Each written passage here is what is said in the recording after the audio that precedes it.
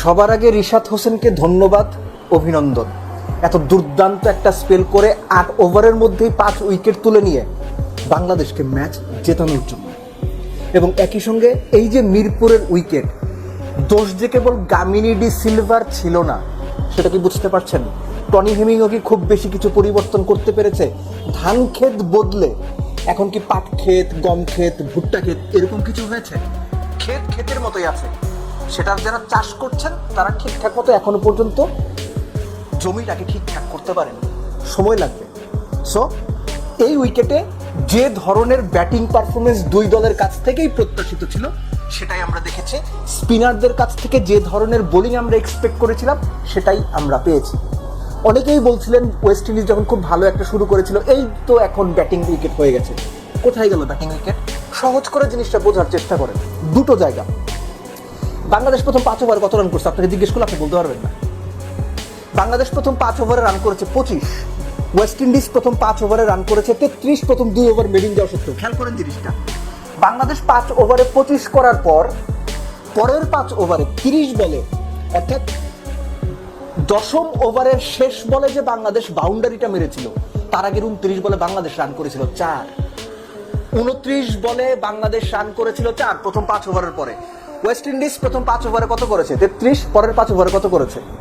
দেখেন তো, স্কোরবোর্ড বের করে 12 করেছে। অর্থাৎ এই যে শুরুর দিকে বলটা যখন একটু নতুন থাকে, একটু যখন পেস থাকে, ব্যাটে যখন একটু বেটার আসে, তখন ব্যাটসম্যানরা যত দ্রুত সম্ভব স্কোরিং শট খেলে রান তুলে নিতে চেয়েছে।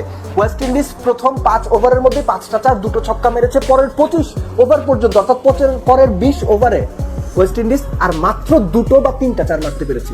সো উইকেট এতটাই ব্যাটিং এর জন্য কঠিন ছিল। এখন কথা হচ্ছে, এই ধরনের উইকেটে খেলে আমাদের লাভ কি? এই আলোচনাটা এখন আর কোনো মানে রাখে বলে আমার মনে হচ্ছে না। কেন বলছেন কথাটা জানেন? মিরপুরে খেলালে এটাকে আপনাকে মেনে নিতে হবে যে উইকেট এরকম জঘন্য হবে। যে উইকেটে খেলে আপনি গ্লোবাল স্টেজে এশিয়া কাপ, আইসিসি ইভেন্ট কিংবা অন্যান্য দেশে বাইল্যাটারাল সিরিজ খেলতে গিয়ে আপনি ঢুকবেন, কারণ না কোনো দেশে, পৃথিবীর কোনো দেশে এরকম উইকেটে ওয়ানডে বা হোয়াইট বল ক্রিকেট খেলা হয় না। টি20তে প্রশ্নই আসে না। এখন বাংলাদেশ খেলছে, বাংলাদেশের জেতা দরকার। আপনি কি জানেন যে বাংলাদেশের টিম ম্যানেজমেন্টের পক্ষ থেকেই এই ধরনের উইকেট চাওয়া হয়েছে কিনা? চাওয়া হয় নাই। আপনি কি নিশ্চিত? আমি কিন্তু নিশ্চিত না। কেননা প্রেস কনফারেন্সে এসে অনেকেই বলেন এই উইকেটে খেলা সম্ভব না, এই উইকেট ভালো না, আমরা খেলতে চাই না।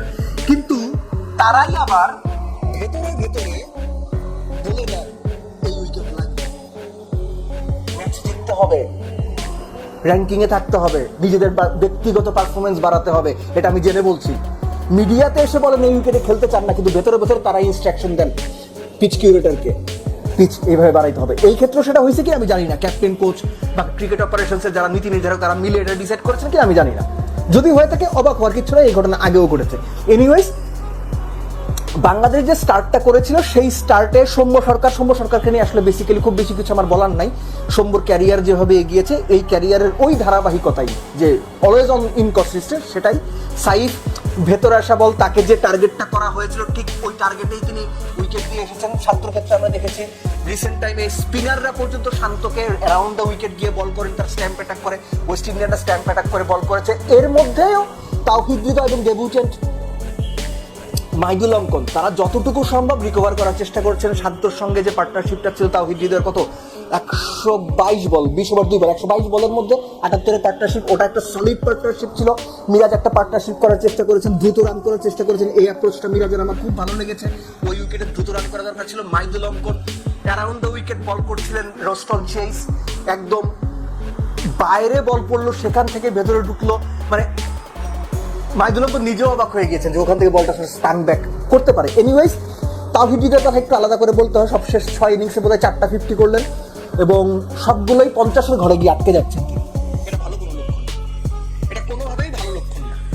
আপনি 50-50-50 করছেন, 51, 56, 57, 60, 65 স্ট্রাইক রেট করছেন, আমি এটার বিপক্ষে না। কিন্তু যখন আপনার এক্সিলারেট করার সময় 35 ওভারে গিয়ে আপনি আউট হচ্ছেন, আপনি 33 ওভারে গিয়ে আউট হচ্ছেন, আপনি বিগ হিট করতে গিয়ে আউট হচ্ছেন, আপনি স্লক শট খেলতে গিয়ে আউট হচ্ছেন দলের বিপদে, এটা ঠিক না।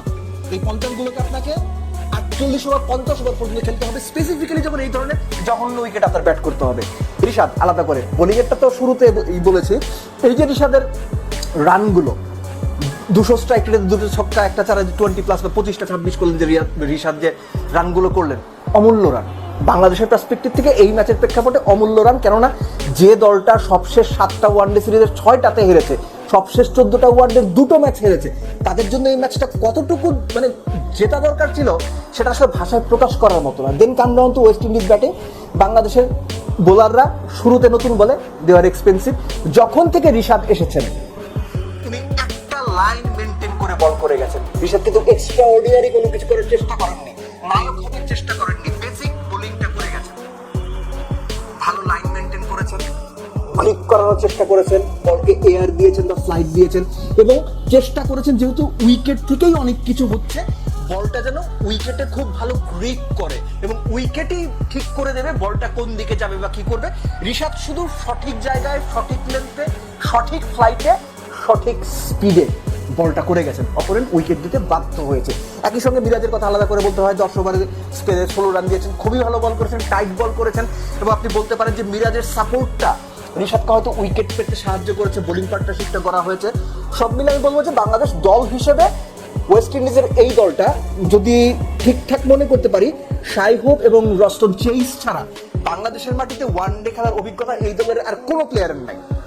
সেই তুলনায় বাংলাদেশের এগেনস্টে ওয়েস্ট ইন্ডিজ আমি বলবো যে বেটার ফাইট করছে, অ্যাটলিস্ট প্রথম 80-82 রান পর্যন্ত বোলিং ইনিংসের দিক থেকে, সরি তাদের ব্যাটিং ইনিংসের দিক থেকে। কেননা 21 ওভারে যখন তাদের রান 80, তখন আপনি চিন্তাই করছিলেন যে হাতে 8 উইকেট আছে, তারা হয়তো ম্যাচটা জিতে দেবে, কিন্তু রিশাদের ওই স্পেলটা সবকিছু বদলে দিয়েছে, সবকিছু ইভেন করে দিয়েছে বাংলাদেশের জন্য, যে এই ম্যাচটা বাংলাদেশ যে জিতবে সেই প্ল্যাটফর্মটা রিশাদি অ্যাকচুয়ালি সেট করে দিয়েছেন বল হাতে। কংগ্রেচুলেশনস বাংলাদেশ, এই জয়টা খুব দরকার ছিল। একটা দল র্যাঙ্কিং এ ওয়ানডেতে 9 নাম্বার, একটা 10 নাম্বার, টপ 9 থেকে আপনার 2027 বিশ্বকাপের চূড়ান্ত পর্ব নিশ্চিত করতে হবে। সো ওয়েস্ট ইন্ডিজ বাংলাদেশের এই রাইভালরিটা বিশ্বকাপ কোয়ালিফিকেশনের ক্ষেত্রে একটা গুরুত্বপূর্ণ ভূমিকা রাখবে। সেখানে বাংলাদেশের প্রথম জয়টা খুবই ইম্পর্টেন্ট ছিল, বাট দেন এগেইন এই উইকেটে যদি আপনি খেলেন, যে যাই বলুক পারফরমেন্স ভালো হবে, আপনি 50 করবেন, 5 উইকেট পাবেন, 10 ওভারে 16 রান দিবেন, শুনতে দেখতে খুব ভালো লাগবে, কিন্তু লম্বা রানে যদি আমরা হিসেব করি, এই উইকেটে খেলে বাংলাদেশের কোনো লাভ